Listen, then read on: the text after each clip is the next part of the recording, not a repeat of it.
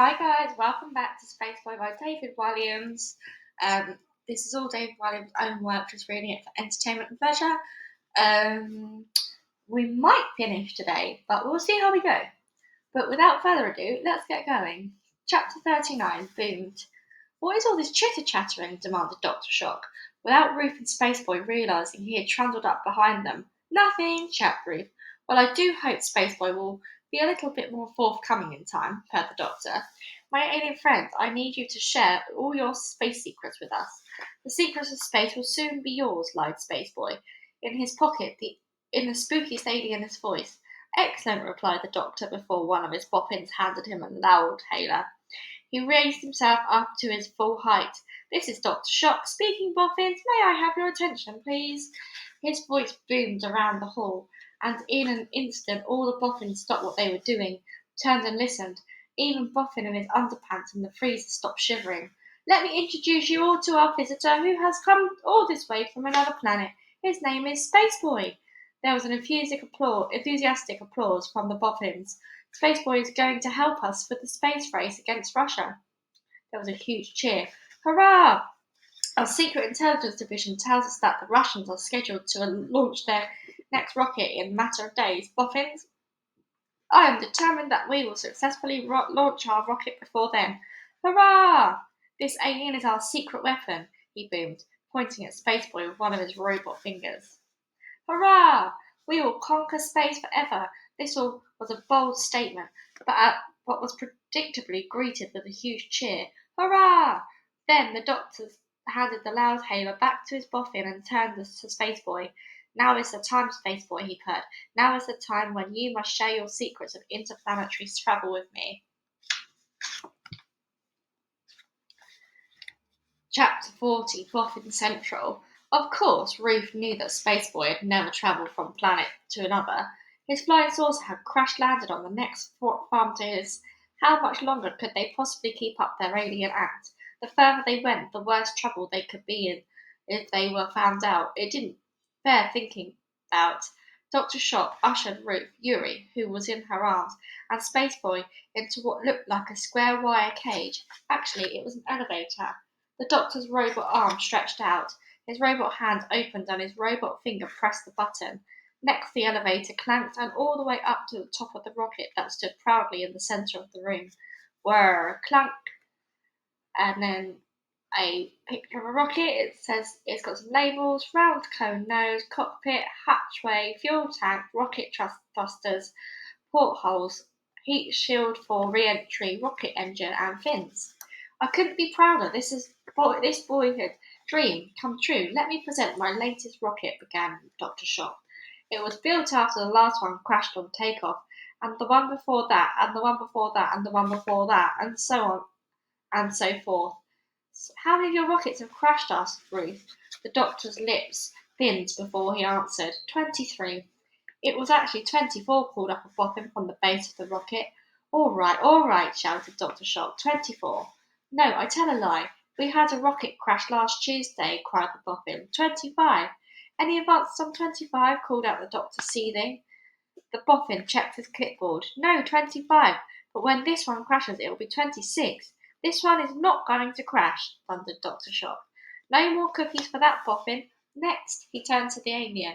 So, Spaceboy, knowing what you know about our own spacecraft, what would you say might be the flaw in my otherwise genius design? Spaceboy peered over the nose of the rocket. Well, demanded the doctor. I think I know, piped Ruth. The girl loved space so much she couldn't resist helping this horror of a man. The doctor's eyes swiveled round towards her. But you are a mere female girl. What would you know about space travel? I studied all the Russian rockets, especially Vostok, one that blasted Yuri Gagarin into space, and I think I know where you're going wrong. Do go on.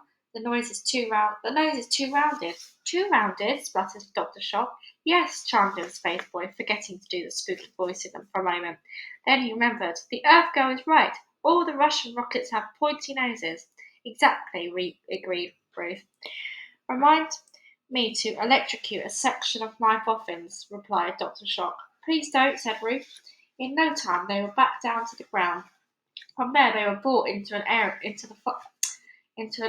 at the far end of the hall that was swarming with boffins.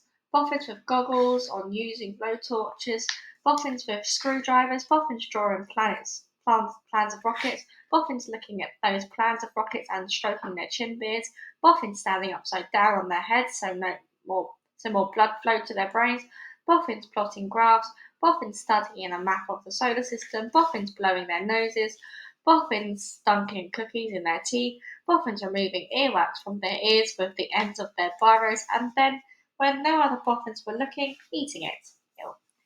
The boffin. This was Boffin Central. It was the place where the boffinest of all boffins put their boffin heads together to solve the boffin conundrums that only boffins can solve. And then there's a little information. If you are partial to the sentence with lots of mention of boffins, this is the book for you. Boffins, boffins, boffins. Dr. Shock barked orders at the boffins. I have just had a brainwave, boffins. A brainwave so clever it will cause your own pitiful little boffin brains to explode. The head of the rocket should not be rounded, you stupid boffins. It should be pointy. Ruth sighed, another annoying grown-up. Meanwhile, Spaceboy took a blowtorch from one of the boffins. I need a small length of metal the size of a kitchen utensil to mould it into shape. I know just the thing, chirped Ruth, looking down at Yuri's egg whisk leg. Woof! Barked the dog in protest. I can get you another one, I promise. Grrr, he growled, before rolling over to his back and letting Ruth unhook the egg whisk. Thank you, my little fairy ball of love, she said as she tickled his tummy and handed the whisk to the Spaceboy. He immediately set to work. Blast! Soon he had melted the metal and shaped it to make the perfect pointy nose for the rocket. Now it was ready to be fixed into place. The question was, would it work? Chapter 41, New Nose. Moments later, Ruth and Spaceboy were standing with Dr. Shock and the boffin back at the top of the platform. All the other boffins on the ground had stopped what they were doing. An otherworldly silence descended on the centre as the boffin after boffin gazed upwards to watch Spaceboy solder the new nose onto the rocket. All that could be heard was the sizzle of the blowtorch. Sizzle, sazzle, suzzle. Sparks rained down from the ceiling like fireworks. Fizzle, fazzle, fuzzle. Finally, Ruth inspected his handiwork and nodded. Yuri barked his approval. Woof! It is done, Dr. Sock, announced Spaceboy in his spookiest voice. Shock! Dr. Shock, apologies, your space rocket will fly. Excellent, said the doctor, excellent. He began clapping with his one robot hand, but all he managed to achieve was to slap his own metal body, twunk, twunk, twunk. No matter the boffins were more than made up for him, applauding and cheering as loudly as they could. Hurrah! Let's prepare this rocket for takeoff, announced Dr. Shock. Just then there was a huge commotion. The enormous metal doors at the end of the space centre slid open. Ker-chunk! A crowd of people rushed in, headed by Major Majors. Stop! The military man shouted, still holding ice pack to his head. And what is the meaning of this? Thundered the doctor. He loathed being interrupted. Dr. Shock called out Major Majors from the ground. Spaceboy isn't who he says he is. This man knows him. Yes, said an old man hobbling on a walking stick. He's no alien, he's my grandson. Chapter 42, A Ginormous Raspberry. Grandpa! Exclaimed Spaceboy. Down on the ground, an old man raised his walking stick high into the air, pointed it straight into his grandson. Kevin, you stole the engine out of my tractor to make a stupid flying saucer. Wait till I get my hands on you. Grandpa whipped the stick through the air so fast it made a sound. Swoosh! Yes, piped up one of the boffins who was working on putting the flying saucer back together. This thing is not from outer space at all. It was powered by a tractor engine. Dr. Shock's glass jars steamed up in anger. Take off that helmet at once, so-called Spaceboy, he barked. Let us see your face. The game was well and truly up. There was nothing more the boy could do. He looked over at Ruth, who nodded. Yuri nodded too. So Spaceboy took off his helmet and Kevin smiled at the man. Oh, thank goodness for that, he exclaimed in usual much higher voice. It was so hot and stuffy in there. Hello! Don't you hello me, thought you could make a fool out of the great Dr. Shock, did you? Ruth pulled a face. Well, he didn't, did he? Silence, ordered the doctor. But he did. Together we fooled all of you, added Kevin. You didn't fool me, boy, cried Grandpa. I recognise that stupid voice of yours from the television when you were speaking to the president. Well, didn't you hear what I said to him? Replied Kevin. What do you mean? You don't listen, I said. I said the meaning for life was don't be a dork, and Grandpa, you are being a massive dork. To one's To one's surprise, this made Grandpa fly into a rage. You are grounded, grounded, forever. If I'm grounded, began Kevin. Why am I all the way up here? I couldn't be much further off the ground. Ha ha, chuckled Ruth. She was loving every moment of this. Well, boy, you are going to have to answer to the police. I have brought the sheriff. That's me, chimed in the sheriff, spraying a donut crumbs everywhere. And I hereby arrest this alien for impersonating a human. Or is that the other way round? Ruff! Came a cry from the back of the gaggle of grown-ups. The girl would know that voice anywhere. It was, of course, her Aunt Dorothy. Oh, sorry, it was Ruth! Sorry. I saw you on the news leaving the White House. Now you come down here this instant, you rotten little maggot. No, shouted down Ruth. Ruth! I said this instant, she thundered. You are grounded too, I said. I said no, N-O spells no, to add emphasis. Ruth did what any child who delighted in being defiant would do, and she blew a ginormous raspberry. Spittle specks rained down on the grown-ups below. Yuck, complained Major Majors, and Mother just polished my medals. I will have my revenge on all three of you, boomed Dr. Shock. Give me that, and he said, wresting the blowtorch out of Kevin's grasp with one of his robot arms. He twisted the control off the torch, so the flame shot out full blast. Woof! It shot out so far the flame singed the hairs on Yuri's bottom. Ouch! Yelped the dog, jumping into Ruth's arms. Then the doctor reversed to get the run-up, or rather a roll-up, at 3. Whirr! As if he was looking where he was going, he smashed into the boffin. Boof! He sent the poor man flying off the platform. Ah! Cried the boffin as he fell through the air. Fortunately, some other boffins caught him. Your boffin, cried Ruth. He could have been killed.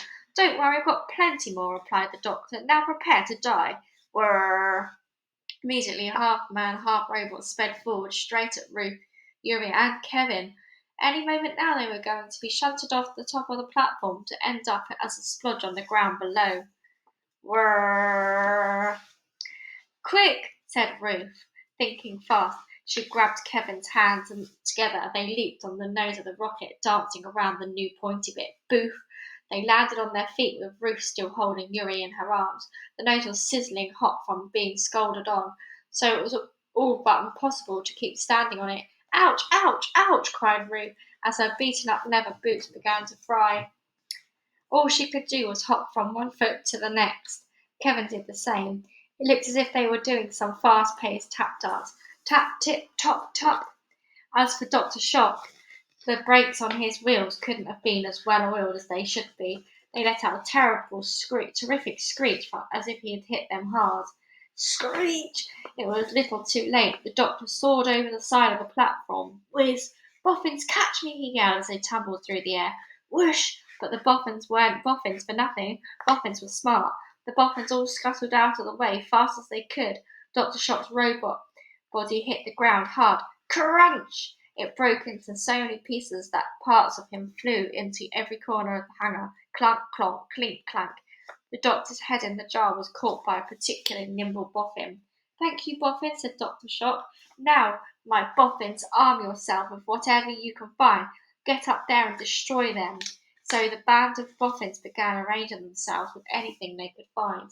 Their weaponry included fire extinguishers, rubber tubing, thermometers, sharp pencils, pestles, forceps, wooden corks, mortars, Bunsen burners, clamps, a microscope, spoons, spatulas, pipettes, tea bags, funnels, tongs, rubber gloves, a cat, even a biscuit. It was quite an arsenal, although the biscuit got eaten before it could be used as a weapon. Crunch! Excellent, announced the doctor's head in the jar. Into the elevator at once. Let's destroy them forever. Chapter 43. Boffin's Bottom. On the doctor's order, all the boffins piled into the elevator as the other grown-ups fought their way in too. The cage was soon full to bursting. All the grown-ups were squished up together so nobody knew whose arm or leg was whose. Quite soon, people were mistakenly scratching each other's heads, stroking each other's beards, and picking each other's noses. As Ruth, Yuri, and Spaceboy danced on top of the hot nose of the rocket, the elevator stayed firmly down below on the ground. There was an uncomfortable silence inside it, which was broken by the doctor's head in a jar. For goodness sake, We can't stand here all day. Someone press the button. I would be able to lift. I would be able to if this Boffin's bottom wasn't in the way, muffled a cry. That's not Boffin's bottom, it's your Boffin's bottom, came another, which didn't help matters at all. However, at last the bottom was pressed by a Boffin's nose. Doink! Ouch! And the elevator began ascending. There is no escape, shouted the doctor as they made their way slowly up to the platform. Quick! Into the space rocket, said Ruth. Well, what? Sputtered Kevin. There's nothing left down here on Earth. Do you really want to stay here with your rotten old grandpa? Come on. We've both dreamed of this our whole lives. You mean we go up into space in that thing? Yep. But we don't know how to fly it, said Kevin. Only one way to find out. You're nuts. I'm nuts, sputtered Ruth. You make your own flying saucer and launched it into the sky. I guess I'm nuts too. That's why I like you. That's why we're friends. We are, aren't we? Said Kevin. Yes, said Ruth. Alien or not, you are the nuttiest person I've ever met. You are the nutty one. We are both nuts. And nuts is good. The elevator door was about to open, spilling out 100 angry grown-ups. It's now or never, said Ruth. Let's do it. Ruff, agreed Yuri. So together they shimmied down the side of the cockpit. Then they prized open the hatch of the capsule. The elevator had now reached the top of the platform. Ka-shunt! The squashed faces of Majors, Aunt Dorothy, Grandpa, the Sheriff, assorted Boffins, and Dr. Shock's head being carried in a jar were all staring at them. The elevator door slid open. Clank! The grown-ups tumbled out of the platform. They began advancing on Ruth, Yuri, and Kevin, the Boffins brandishing their assorted weaponry. As our three heroes disappeared into a capsule, disaster struck. Grandpa managed to grab hold of his grandson's ankle. He yanked hard. Help! Cried Kevin. Ruth turned round and grabbed hold of Kevin's wrists. Now she and the old man were locked in a deadly tug of war. Deadly because if they both let go at once, then Spaceboy would plummet to the ground and become Splatboy. Don't just stand there, ordered Dr. Shock. Help the grandpops. So the Boffins, Majors, Aunt Dorothy, and the Sheriff formed a human chain behind Grandpa. They began heaving with all their might. Strong as though Ruth was, she was no match for the might of 20 grown-ups. Slowly, Kevin was dragged back to the platform. They've got me, he cried. Ruth, save yourself. Without you? I'm not going anywhere without you, she shouted. Yuri, do something. The little three-legged dog was super smart and knew exactly what to do. He leapt from Ruth's shoulders, ran along the boy's arms, back and legs, and leaped down onto the platform. Then he spun round. His head was now in line with Grandpa's bottom. Yuri opened his jaws wide and chomp! His sharp teeth bit into the old man's behind. Chomp! Yowie! Screamed the old man in pain. The shock made him lose a grip on his grandson's ankles. The human chain collapsed and the grown-ups all fell on top of each other. Oof! Ouch! Ah! Ruth hauled Kevin safely back to the cockpit, but that still left Yuri stuck on the platform. Woof! Barked the little dog. Aunt Dorothy grabbed Yuri by his tail. Yow! He yelped. The wicked old lady squeezed his tail hard as the dog wriggled and wriggled to get away from her. Woof! Woof! That girl is too soft to go anywhere without her precious pooch, announced Aunt Dorothy. She was right. Ruth was torn. She couldn't bear to stay down on Earth with all these awful adults a moment longer, but leaving her precious Yuri with them was unmistakable. Come on, crybaby, Aunt Dorothy called out. Ruth was sticking her head out of the cockpit door looking for help. What are you going to do now? Demanded Aunt Dorothy. Ruth loathed this person with passion. Her aunt had done everything she possibly could to make her life a misery. Ruth was determined not to let her win, not now, not ever. So without thought of her own safety, Ruth took a giant leap from the space rocket back to the platform. Clunk! Give me back my dog, she said. Never, replied Aunt Dorothy. Yuri wiggled and growled. Grrr! The Boffins surrounded the girl, all brandishing their weapons. This was a standoff. Spaceboy, called Ruth. Well, it's Kevin, but yes, he replied, popping his head out of the cockpit. Prepare for blast off. But that would kill you all, he protested. I said prepare for blast off, and that's an order. Chapter 44, Blast Off. Kevin looked shocked, but ducked down into the cockpit. Soon the rocket began making a deep droning noise. Drrrr. Instantly, a robot voice could be heard over the loudspeaker. All space rocket systems are operational, it announced. Blast off will be in 1 minute and counting. Immediately, the Boffins began running around in circles. We need to get out of here, and fast, faster than that. This whole place will be an inferno. To the elevator. They all bundled in, taking Major's Aunt Dorothy, the sheriff, and Grandpa with them. As Aunt Dorothy was bustled backwards, Ruth plucked Yuri from her grasp and held the dog tight to her chest. You could never ground us now, said Ruth. You'll die going up in that thing. I don't care. This has always been my dream, to blast off into space and leave you far behind, and my dreams are mine and mine alone. You can't take them away from me. Goodbye forever, you nasty old crocodile. Hiss, snarled the old reptile. Well, for goodness sake, someone press the button, came a cry from the elevator. A Boffin's bottom backed up on the control panel and the elevator whirred into life. Blast off will be in 45 seconds and counting, boomed the robot voice around the space center. The elevator was now descending. Impatient cries could be heard from the inside. Can't this thing go any faster? Keep pressing the button. Did a boffin blow off? Yes, sorry, it was me, just nerves. It blew right up my nose, you brute of a boffin. Ruth held her beloved dog in her arms and turned to go. Blast off will be in 30 seconds and counting. Just as she was about to leap back to the space rocket, a voice stopped her. Good luck, it said. Ruth turned round. It was Dr. Shock's head. The jar must have been dropped by the boffin in the rumpus. The glass was shattered and the head rolled out. Now it was lying there like a hooked fish, taking its final breaths. What? She asked. Good luck, he replied. Why, thank you, said Ruth, rather shocked at the evil genius' now tender tone. As a boy, I dreamed of going into space in a rocket I had built myself, but that dream will die with me before the day is out. It belongs to you now. Treasure it. I will, I promise. Don't forget to press the red button when you reach space. That will jettison the fuel tank. Otherwise, the rocket will break up and you will all die. Thank you, replied Ruth, not sure whether to believe him or not. It will be beautiful up there in space, a beauty that is never ending, just like the universe itself. Exactly what an adventure you will have. Blast off will be in 15 seconds and counting. Down below, the elevator doors opened and all the grown-ups fled to the space center faster than rockets. Ruth, come on, called out her friend from the cockpit. Goodbye, Dr. Shocks, he said. Farewell, Frally and Ruth. Blast off will be in 10 seconds and counting.